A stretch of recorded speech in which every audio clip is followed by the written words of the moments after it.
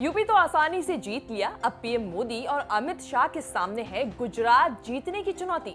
दोनों गुजरात से हैं, इसीलिए साल के अंत में होने वाला विधानसभा चुनाव नाक का भी सवाल है। 7वीं बार भी बीजेपी, ये नारा भले ना हो लेकिन मिशन तो है। यूपी के बाद गुजरात भी जीत गए तो 2024 के लिए चिंता नहीं रहेगी। गुजरात को लेकर मोदी शाह सीरियस हैं। यूपी चुनाव के नतीजे आते ही 11 मार्च को मोदी अहमदाबाद में रोड शो करके माहौल बनाए हैं। अप्रैल में भी मोदी और शाह गुजरात में होंगे। 10 और 11 अप्रैल को अमित शाह नवरात्रि के दौरान गुजरात में रहेंगे।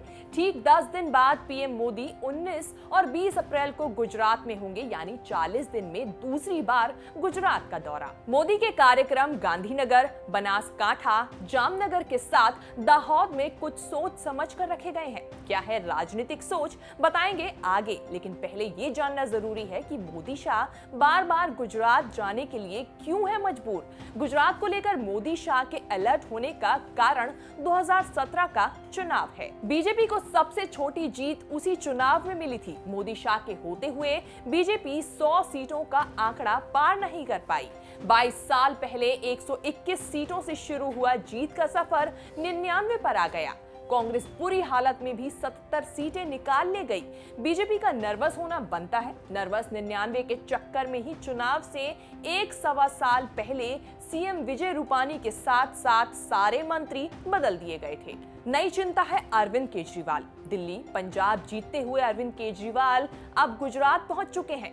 वो भी रोड शो से माहौल बनाकर आए हैं। हालांकि उनके लौटने के 24 घंटे के भीतर बीजेपी ने 150 आप कार्यकर्ताओं को तोड़ दिया। गुजरात में एंट्री के लिए केजरीवाल आदिवासी बेल्ट से सत्ता का कॉरिडोर बनाने की कोशिश कर रहे हैं। गुजरात में 16% आदिवासी वोट हैं। विधानसभा की 26 सीटें 90 लाख आदिवासियों के लिए रिजर्व है। दाहोद, गोधरा, पंचमहल समेत 5 जिले आदिवासी बहुल हैं, जहां कांग्रेस की अभी भी ठीक ठाक पकड़ है। केजरीवाल को साथ मिला है आदिवासी नेता छोटू वसावा का। पिछले चुनाव में छोटू वसावा की पार्टी भारतीय ट्राइबल पार्टी कांग्रेस के साथ थी। इस बार कांग्रेस को छोड़कर छोटू केजरीवाल के साथ हो लिए हैं। भरूच और नर्मदा जिले से छोटू वसावा के 2 एमएलए जीते भी थे। छोटू वसावा खुद क्रांति ना कर पाए, लेकिन केजरीवाल को लॉन्चिंग प्लेटफॉर्म दे सकते हैं। अब यही आता है मोदी के दौरे में आदिवासी। मोदी का कार्यक्रम दाहोद में रखा गया है, जो आदिवासी जिला है। दाहोद में पीएम ट्राइबल सम्मेलन करके राज्य के आदिवासियों से पूछेंगे केम छो। चुनाव में समय कम है, इसीलिए गुजरात से लेकर केंद्र सरकार तक में कॉन्फिडेंस भी कम है। एन वक्त पर आदिवासी नाराज ना हो, इसीलिए मोदी सरकार ने परी तापी नर्मदा नदियों को जोड़ने का प्रोजेक्ट फिर से रोक दिया। इसी साल वित्त मंत्री निर्मला सीतारमण ने बजट में 10,211 करोड़ दिए थे। डांग, वलसाड, नवसारी, तापी में गांव के गांव और 7,500 हेक्टेयर जमीन जलमग्न होने का खतरा है। इसीलिए दक्षिण गुजरात में जमकर विरोध हो रहा है। सीएम भूपेंद्र पटेल भी पशुपालन से जुड़े समुदाय मलधारी को नाराज करने का जोखिम नहीं ले पाए।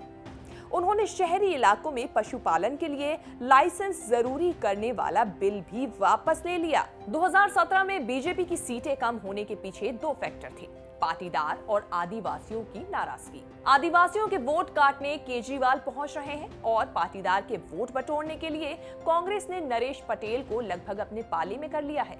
अकेले नरेश पटेल की हैसियत सौराष्ट्र और कच्छ की 54 सीटों को प्रभावित करने वाली मानी जा रही है। व्यापारी होने के कारण सूरत में भी अच्छे पैठ करने वाले नरेश पटेल सूरत के आसपास की 15 और सीटों पर असर छोड़ने वाले माने जा रहे हैं। गुजरात में चुनाव नवंबर-दिसंबर तक होंगे, मतलब 9-10 महीने हैं गुजरात के अभेद किले को अभेद रखने के लिए। कोई शक नहीं कि मोदी शाह इसमें कोई कसर छोड़ेंगे। मोदी शाह के चक्कर हर महीने गुजरात में लगे तो इसमें कोई हैरानी नहीं होनी चाहिए। वैसे गुजरात में इस बार किसकी सरकार होगी, आपकी इस पर क्या राय है, नीचे कमेंट सेक्शन में जाके जरूर बताएं। क्या वहां पर मोदी अपनी सरकार बनाने वाले हैं? क्या वहां पर भाजपा कमल खिलाएगी, या फिर केजरीवाल जो है वहां पर अपनी झाड़ू चलाकर सभी को पीछे छोड़ने वाले हैं? कमेंट सेक्शन में जाके जरूर बताएं।